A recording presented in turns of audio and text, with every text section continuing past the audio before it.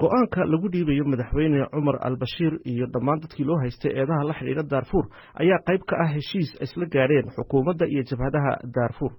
madaxweyne al-Bashir ayaa haddii loo gudbiyo maxkamadda caalamiga noqonaya madaxweynihii u horreeyay ee dal Carbeed oo la horgeeyo. haddaba arrintan sidee ayay u saameyn kartaa dunida carabta iyo dalalka islaamka? waxaa arrintaasi faahfaahinaya Samiir Barre oo ka faallooda arrimaha dunida carabta kuna sugan magaalada Hargeysa. dowladaha Carbeed waxay ka bedeli kartaa waxaan ka soo qaadan karnaa Cumar Xasan Bashir oo dowladdiisu ku taalo mandiq gobol xasaasi ah oo qaran Afrika loo yaqaano oo ah kaalin weyn ka diishan jira hadday noqoto nabadgelyada dhanka Ethiopia, hadday noqoto Masar, hadday noqoto dhanka badda cas ee u dhow Canal Suez oo dhinaca kale ku haya Baabilmandab uu ka gaabiyey xukunkii Cumar Xasan Bashir oo moodo in dowladdan Cabdilfataax Burhaan ay ku soo noqotay kaalintii ay ku lahayd dalka Suudaan ayaa waxay u noqon kartaa ku dayasho madaxweynayaasha ama ra-iisul wasaareyaasha ugu sareeya maamulada dalkooda Carbeed in ay u noqdaan kuwo shacabkooda ka haysta kalsooni ama gudan kara waajibaadkooda kana fogaada sidaynu naqaano iminka xarakada jinsiga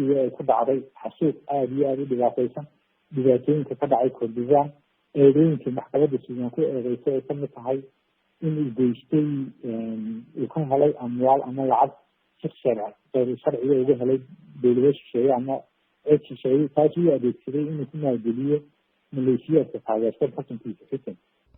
maxkamadda dambiyada caalamiga ah ayaa hore u eedeysay madax Afrikaan ah.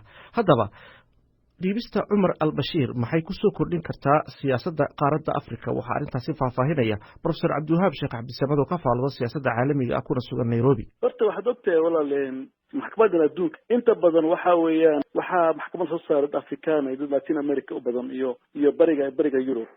hase haatee yani in qof kastoo madaxa oo xasuuq geysta waa muhiim in maxkamadda cadaalad la horgeeyo. maxaa yeelay dad fiirisid yani Cumar al-Bashir Darfur markaad fiirisid waxaa runtii yani taadiis fara badan baa ay ku geystay ayaa la sheegayaa ayaa lagu eedeynayaa. haddii markaas waxaas ay run yihiin waxaa wanaagsan marka inuu cadaalad wajaha.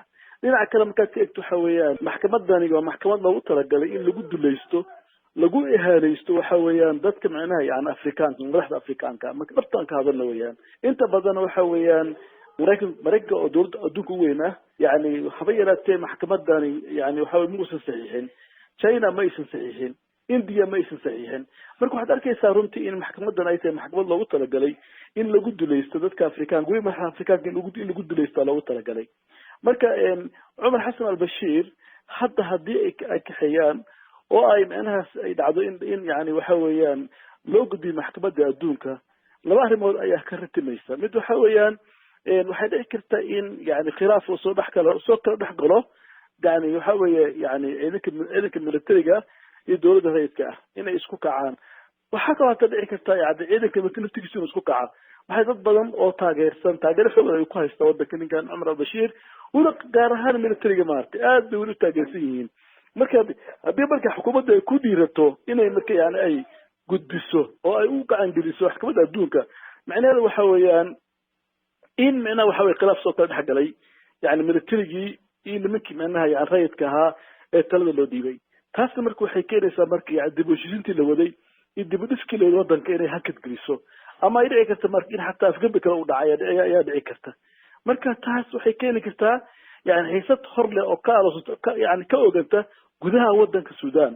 taasna runtii waxa weeye inay yani ragga talada imika ay fiiriyaan aad ay muhiim u tahay. ragga maanta yani hor ordayo yani waxa weeye militariga ama yani runtii waxa weeye rag asaga uu soo tababaray, rag asaga macnaha waxa weeye soo gacan qabtay, rag asaga waxa weeye yani inta badan u maalgashtay.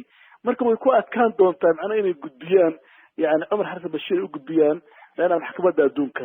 taasna waxa weeye tixgelinteeda leedahay. dagaalka Darfur oo qarxay sanadkii 2003 ayaa waxaa ku dhintay ku dhawaad 300 oo kun oo qof waxaanay qaramada midoobay sheegtay in ugu yaraan 2 milyan oo qof ay ku barakaceen. Xuseen Barre Aadan ayaa warbixintaasi noo soo jeedinayay. haddii aad ku cusub tahay fadlan channelkan subscribe saar calaamadda gambaleelkana furo si ay ku soo gaaraan fiidiyoyada ama muuqaalada kale ee aanu duubnay ama aan hadda rabno in aan duubno. share dhe oo sii faafiyo lana wadaag saaxiibada. haddii aad faalo qabtana commentiga hoose noogu soo gudbi.